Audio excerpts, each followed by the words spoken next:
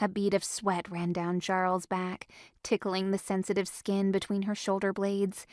She twitched, earning herself a stern look from Wynne on her left. They were crouched in the forest watching an abandoned farm for signs of life. Half the barn had collapsed, and the cottage, with its missing windows and yawning doorway, reminded Charl of a screaming skull. Wynne gestured to Charl, pointing to her temple, and raised a questioning eyebrow. Charl shook her head. If a dragon was present, she couldn't sense it. But the absence of small game suggested a predator was close. The wooden silo was the obvious choice, but how they would flush out the dragon without putting themselves at risk, Charl couldn't guess. A rustling sound behind her made her turn. Prax and Slip were approaching on foot, trailed by 2 soldiers who hadn't yet mastered the ability to move silently through the woods. Wynne scowled and waved them back. "You're supposed to be on the east side," she hissed. "Change of plans," Slip said in a low voice, crouching between them. "The ladder looks unstable. Even if it supports one of us on the way up, it's unlikely we'll make it safely back down.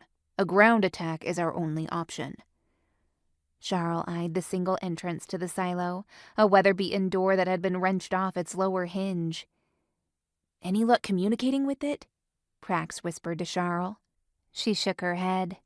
Over the past 3 months, as they'd been hunting the dragons who had survived former Crown Prince Fortnum's secret purge, she'd learned that her connection to Gragan was unique for both its clarity and ease. Even when she could successfully hear a dragon's thoughts, she wasn't always capable of sending her own thoughts in return. "There are a few loose planks on the far side that Prax and I can probably pull away, giving us another exit if it turns out there's a dragon hiding inside," Slip said.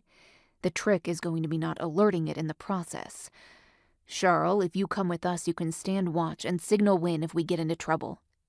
"Sure," Charl said, trying not to show the shame she felt at having no useful skills besides being the lookout girl.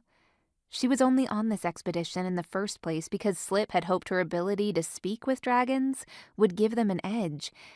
And it had. Sometimes.